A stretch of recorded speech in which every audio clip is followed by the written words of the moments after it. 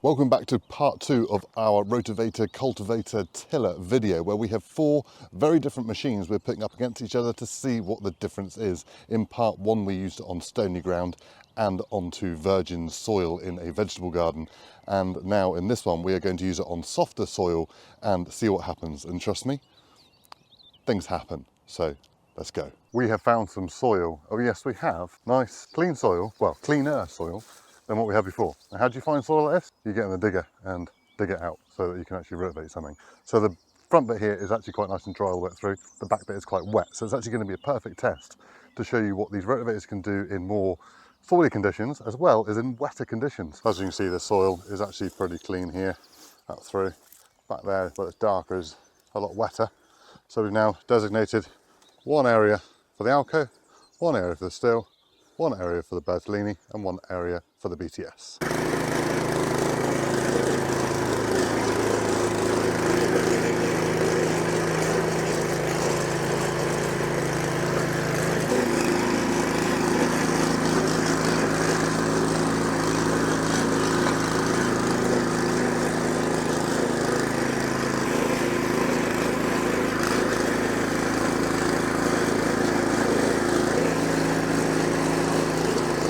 This is what it was like.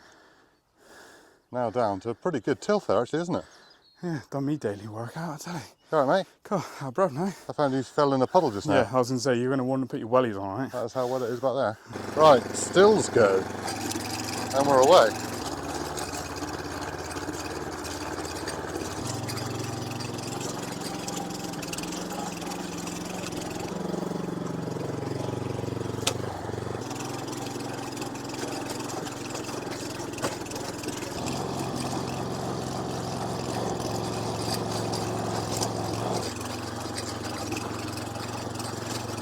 So similar results to the Alco really, but I'd definitely say that's not as violent as the Alco. I'd say the Alco you're bouncing around a lot more, Josh, would you say? Yeah, I think you're right there. It's probably just design of the tines perhaps. Yeah. These are a little bit more curved. Yeah.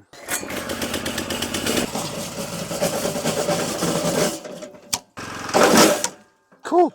Right, so in the interest of keeping it fair, we have just sheared a bolt on the back of the blade assembly on the Bertolini, but we thought it was a little bit more detrimental. It wasn't.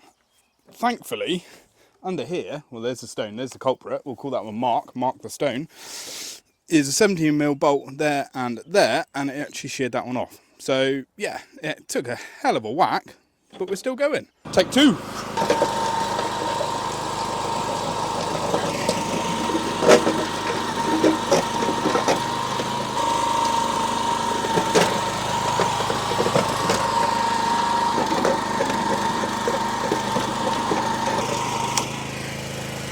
The head of the bolt.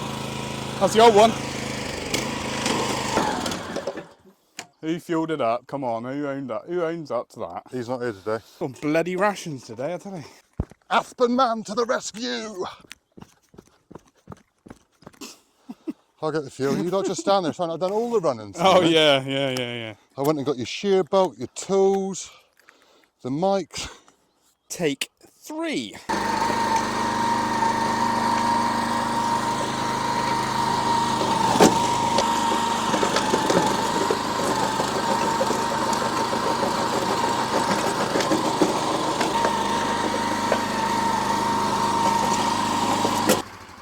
Right, no getting away.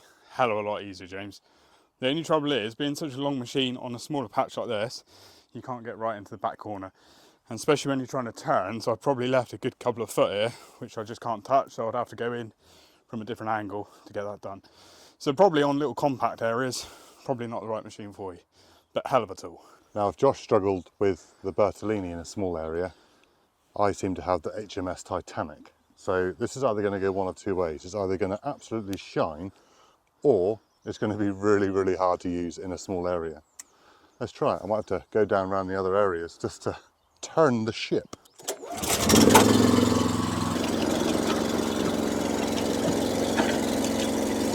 Yeah, I'm going into the other areas already.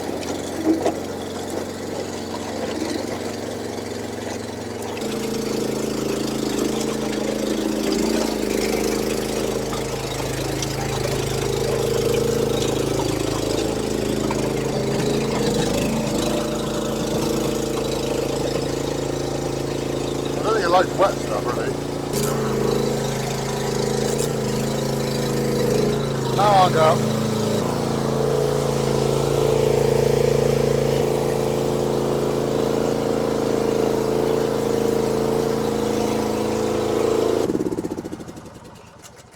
Give me a minute, but I wasn't going to let it get stuck. I got it out. That's when you need your twin wheel kit on, James. Yeah, I need tracks, mate, I think, in there. Some might say that I should have just left it in low revs and the wheels turning slowly to gain traction. But I thought flat out, with the Vario gearbox up here, forward and back, that's quite handy then, because trying to put it in and out of gear, I think we'd have probably burnt a clutch out. My Titanic nearly sunk after it hitting a mudberg. In the interest of science and all that's holy, we're just going to do one strike down through here to see what the finish is like without going near the wet bit, all right? That's what we're going to do.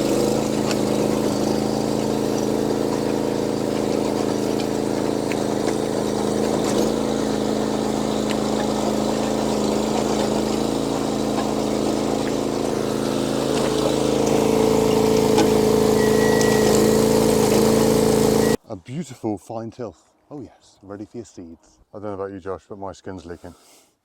Gone are the days of using a fork, though.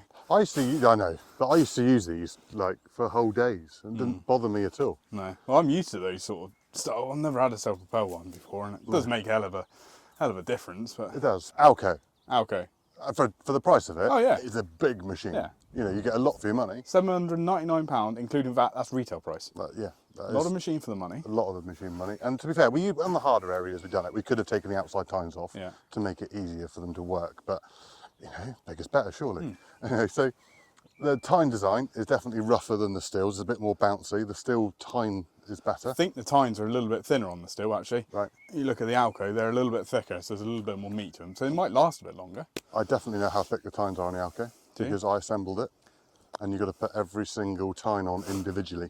24 tines individually bolted. It's a 2 hour job to put that machine together, which I was quite surprised about. But that's probably why it's reflected in the price, because it comes in the crate that you've got to assemble.